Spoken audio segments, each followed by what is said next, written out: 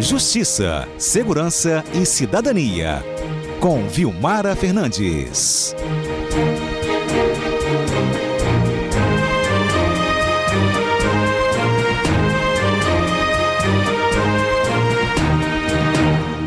Vilmara está aqui no estúdio conosco. Vocês podem assistir nessa nossa transmissão aqui pelo YouTube de HZTS. Hoje a gente fala sobre uma nova polêmica envolvendo o reconhecimento de comunidades quilombolas aqui no estado. Há um pedido de mais rigor por parte do Ministério Público. Vilmara, bom dia. Bom dia, Fernanda. Bom dia aos ouvintes. Exatamente o que você relatou, essa recomendação do Ministério Público, ela foi encaminhada, inclusive, para a Fundação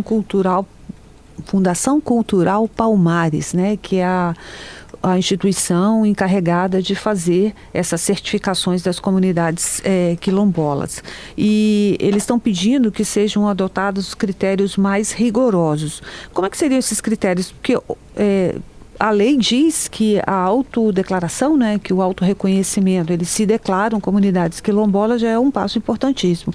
Segundo o Ministério Público, a legislação contempla outros tipos outras situações que podem se reunir a esse fator, né, essa autodeclaração, né, se dizer quilombola, e é importante também que essa fundação analise outros pontos, como a chamada heteroidentificação, que é o reconhecimento por lideranças históricas, a consulta à ancestralidade, a genealogia comprovadas. O que está acontecendo? Segundo o Ministério Público, tem aumentado e muito o número de comunidades no norte do Espírito Santo, na região do Sapê do Norte, se declarando como comunidade quilombola.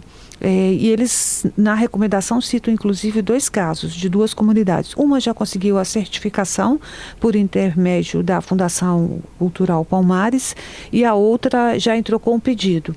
E aí, segundo o Ministério Público, essas comunidades, por exemplo, que é o caso citado ali, elas não são reconhecidas como quilombolas pelas lideranças mais históricas da região norte. É um indicativo, segundo eles, de que tem alguma coisa suspeita.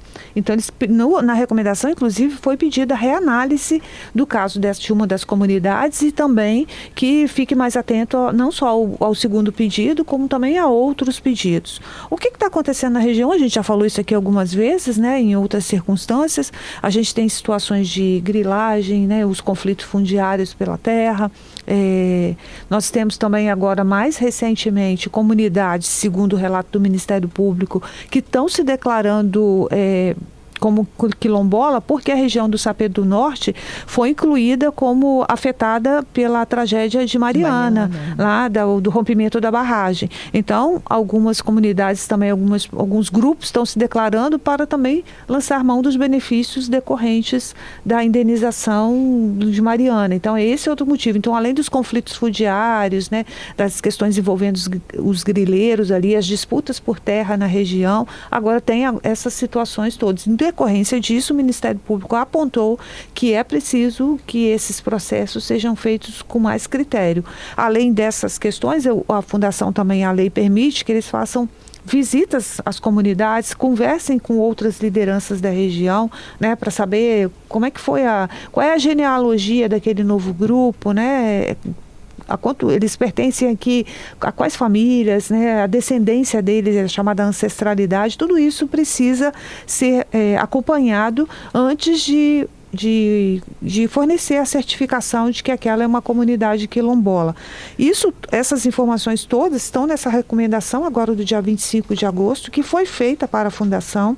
O Ministério Público, inclusive, deu prazo de 30 dias para que a Fundação Palmares, né, Cultural Palmares, reanalise o caso dessas 2 comunidades, também proceda uma nova avaliação e que também adote providências para outros casos, né? Foi denunciado aí que eles receberam, o Ministério Público Federal recebeu denúncias de outras comunidades, né, de que isso vinha acontecendo ali, inclusive aquilo que eu disse também, que tem associações de grileiros se apresentando, se fazendo passar por comunidades quilombolas. Eles destacaram essas questões de disputas de terra ali no Sapê do Norte, né, que tem reunido várias comunidades num conflito que eles chamam até de um conflito fundiário grave. Eles apontam que essa situação é grave no norte do Espírito Santo. A questão da barragem de Mariana, do rompimento da barragem, né? E também, Fernanda, em um processo de disputa de terra ali na região que envolve também empresas, a Fundação Palmares informou que não reconhecia algumas comunidades quilombolas. Então, diante disso, o Ministério Público falou, então vamos ser mais rigorosos, né? E tem impedido isso e deu esse prazo de 30 dias para que eles se manifestem em relação a essa situação, Fernanda. E aí quando a gente fala de comunidade, é mais de uma família, né? Sim, é uma comunidade grande. Eles já estavam lá. Em geral, as comunidades, nós temos, por exemplo, a maior comunidade quilombola ali daquela região é de São Domingos. São dezenas de famílias que tem dentro de uma comunidade quilombola. É uma comunidade tradicional, já reconhecida, né? Mas estou citando como exemplo, assim, nós temos Linharinho, né? Outras, também comunidades que ainda estão nesse processo, inclusive, de disputa pela sua terra com empresas da região. Mas estão surgindo outros grupos e se apresentando como quilombolas. Como é que é o processo? Eles Qual é têm a vantagem também de entrar numa área quilombola? ter a terra dos quilombolas, como do quilombola, porque aquela região mas ali... ele pode vendê-la ou não?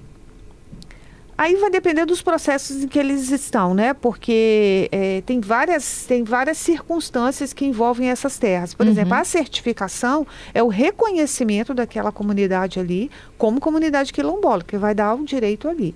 A titulação é um outro processo que é feito pelo INCRA. São situações diferentes. Salvo engano, aqui no Espírito Santo, acho que só tem uma comunidade quilombola que tem a titulação, mas foi uma decisão deles. Mas o fato de ter titulação ou de ter certificação, ambos são reconhecidos. São reconhecimentos de que são comunidades quilombolas, né? E tem valor legal. Mas, assim, para essas comunidades serem reconhecidos, eles vão ter o acesso à terra, né? Aquela terra como sendo deles. E é isso que está acontecendo lá na região, porque a região de Sapé do Norte é uma área gigantesca, assim, entre São Mateus e Conceição da Barra. E agora, segundo eles, estão surgindo novos grupos que se apresentam como quilombolas, criando associações para esses grupos, como se fossem, mas as comunidades não reconhecem como essas pessoas fazendo parte da comunidade quilombola. E aí é a grande dificuldade que o Ministério Público vem enfrentando atualmente. Como é que se consulta e quem teve direito à regulamentação? É a pergunta do ouvinte Leonardo. Isso tem que ser junto à Fundação Cultural Palmares. Né? Tá. A pergunta de como saber qual a comunidade conseguiu e qual que não conseguiu é solicitar a Palmares. Mas ele está se referindo à certificação ou à titulação? Ele fala de regulamentação. Então, porque a certificação, quem dá a certificação que é o reconhecimento como comunidade quilombola. Quem faz isso é a Fundação Cultural Palmares. E essa recomendação foi direcionada, porque é aquela situação de reconhecimento. Eu me declaro, né, como comunidade quilombola.